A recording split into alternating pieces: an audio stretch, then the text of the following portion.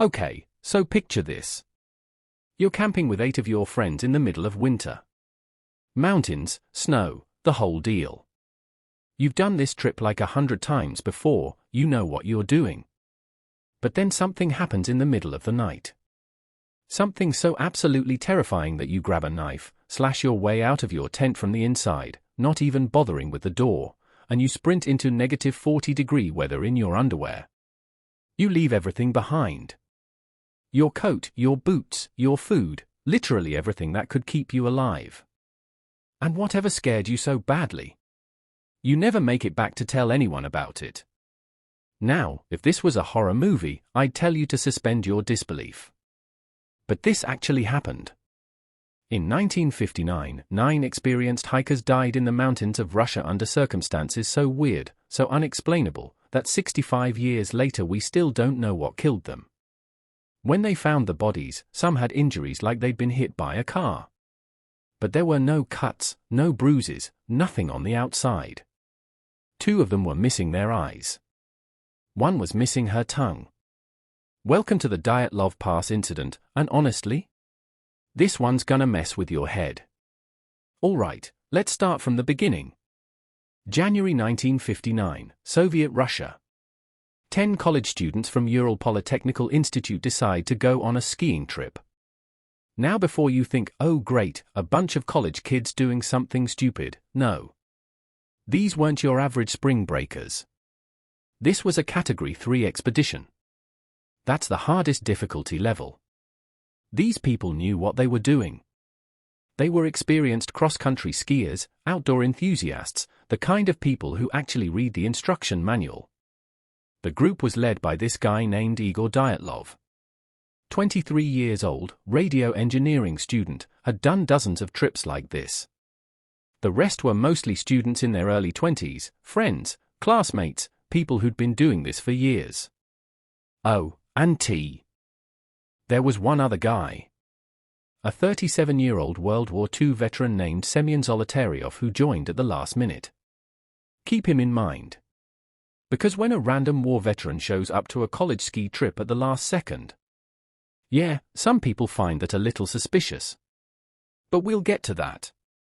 So they start their trip on January 23rd. For the first week, everything's normal. They're taking photos, writing in their diaries, having a good time. You can actually see these pictures online, just a bunch of friends goofing around in the snow, living their best lives. But then on January 28th, one guy named Yuri Yudin gets sick and has to turn back. He says goodbye to his friends and heads home. Plot twist, he's the only one who survives. The other 9 keep going. On February 1st, they start climbing this mountain called Kholat Syakhl. Fun fact, in the local language, that translates to Dead Mountain. Which, you know, great name. Very reassuring. I'm sure that won't be relevant later. That evening, they set up camp on the slope. They carve out a flat spot in the snow, pitch their tent, settle in for the night. Their last photos show them smiling, setting up camp, just normal stuff. And that's the last anyone ever hears from them. So they were supposed to send a telegram when they got back on February 12th. When that day comes and goes with no message, their families start freaking out. But it takes until February 20th, almost 3 weeks after anyone last saw them, before a search party is finally organized. On February 26th, they find the tent. And immediately everyone's like, oh no. Oh no. The tent is still standing, partially buried in snow. But it's been slashed open from the inside. Not through the front flap like a normal person would exit. Someone took knives and just started hacking through the fabric like they were in a horror movie. Inside? Everything's still there.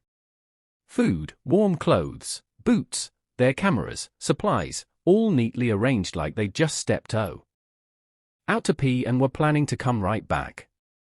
Outside the tent, they find footprints in the snow leading downhill. Some are bare feet. Some are just socks. One person's wearing a single boot.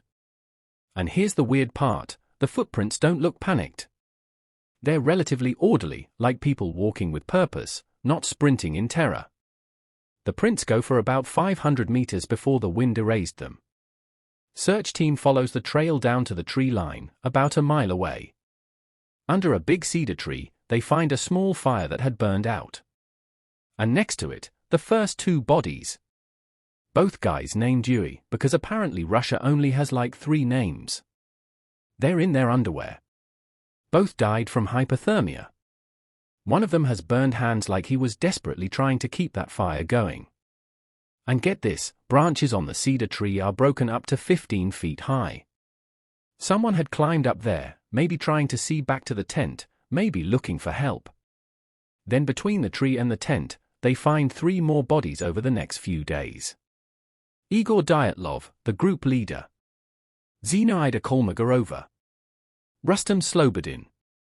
All at different distances from the cedar tree, all clearly trying to make their way back to camp. All dead from hypothermia. So at this point, you've got 5 bodies.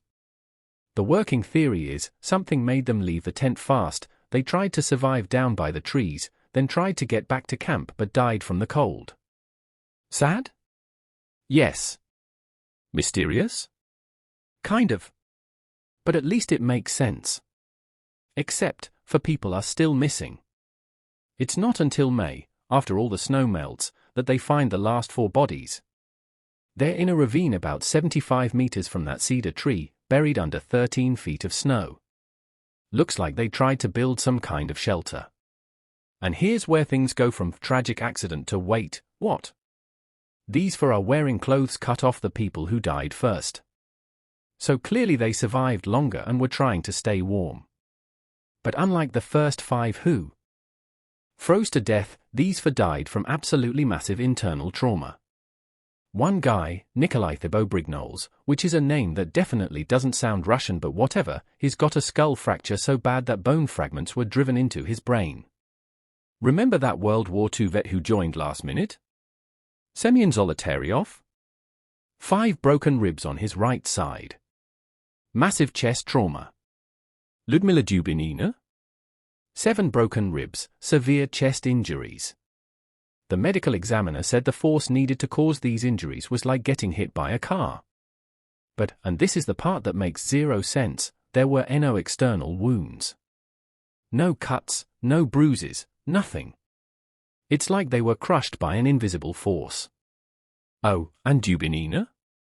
Missing her tongue, both eyes, and part of her lips. Zolotaryov? No eyes. The autopsy reports are online if you want nightmares. They're real, they're detailed, and they're deeply unsettling. Okay, so naturally everyone's asking, what in the fresh hell happened on that mountain? The Soviet investigation wraps up in May 1959 with basically the most vague conclusion possible. They said the group died from a compelling natural force and found no one guilty. Then they classified the files and refused to talk about it for decades. Which, you know, definitely doesn't make it seem suspicious at all.